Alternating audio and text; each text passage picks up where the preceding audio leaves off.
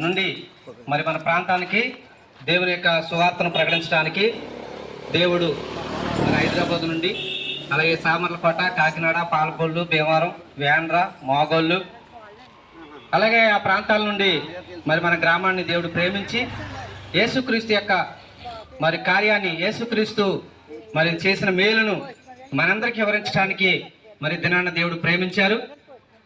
మరి ఈ రోజున దేవుని గురించి, యేసుక్రీస్తు యొక్క కార్యాన్ని ఎందుకు ప్రకటిస్తున్నామంటే, మరి ప్రభువైన యేసుక్రీస్తు ఆయన పుట్టినప్పుడు మరి ప్రజలందరూ కలగబో మహా సంతోషకరమైన శుభవర్తమానమని దూతల ద్వారా మరి ఆనాడు గొర్రెలు కాసుకుంటున్న కాపర్లకి దూత ద్వారా తెలుపబడింది.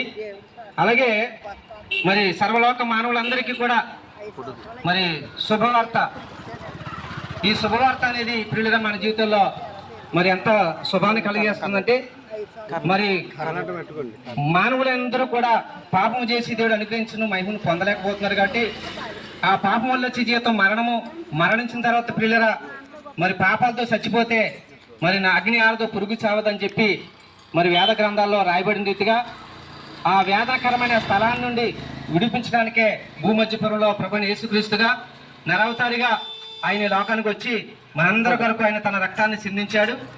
ఆ సిందించిన రక్తం మనందరికీ క్షేమకరముగా, మనందరికీ మేలుకరముగా, మరి ప్రియులరా మనందరికీ కూడా శాంతిని ప్రసాదించడానికే యేసుక్రీస్తు తన పరిశుద్ధ రక్తాన్ని సిందించారు. కాబట్టి ఈ విలువైన సంగతులను, ఈ విలువైన విషయాలను మరి అందరూ తెలుసుకోవాలనే మరి ఈ యొక్క విలువైన సంగతులు మన జీవితంలో ఆనందాన్ని, సంతోషాన్ని పుట్టిస్తాయని ఈ విషయాలు మేము తెలుసుకుని మరి ఇక సువార్తమానము ప్రకటించవలసిన భారము, బాధ్యత పిల్లగా దేవుడు మరి నాకు అనుగ్రహించడం, ఇక్కడ మరి సోదరులకు అనుగ్రహించడం వల్ల మరి అందరి జీవితంలో శుభకరమైన జీవితాన్ని మరి పిల్లలకు అనుగ్రహించాలని ఈ గొప్ప అవకాశాన్ని దేవుడిచ్చారు. మరి ఈరోజు రాత్రి నుండి కూడా మరి 2 రోజులు ఉపవాస ప్రార్థనలు, రేపు ఉదయం 6 నుండి సాయంత్రం 6 గంటల వరకు, అలాగే ఈ సాయంకాలం మరి దైవర్తమాన్ని అందించడానికి మరి మన సోదరులు నాగవర్మ గారు, అలాగే సోదరులు మరి మరి సామర్లకోట నుంచి వచ్చిన జాషువా గారు, అలాగే పాలకొల్లు డేవిడ్ గారు, అలాగే ఇర్మియా గారు, మరి ఇక్కడ కొంతమంది సేవకులు ఇక్కడ ఉన్నారు.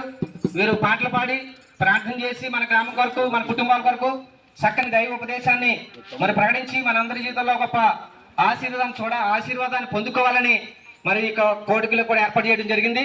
ఈ పత్రికలు పట్టుకొచ్చి మన ఇంటికి ఇస్తున్నారు. మరి ఈ మాటలందరూ కూడా చదివి అది ఎంత వాస్తవమో గ్రహించి అండి అందరం ఇక్కడ అందరూ బాగుండాలి అండి. ఇప్పుడు బాగుండాలి, రాబోతున్న దినాల్లో, రాబోతున్న లోకంలో కూడా బాగుండాలి.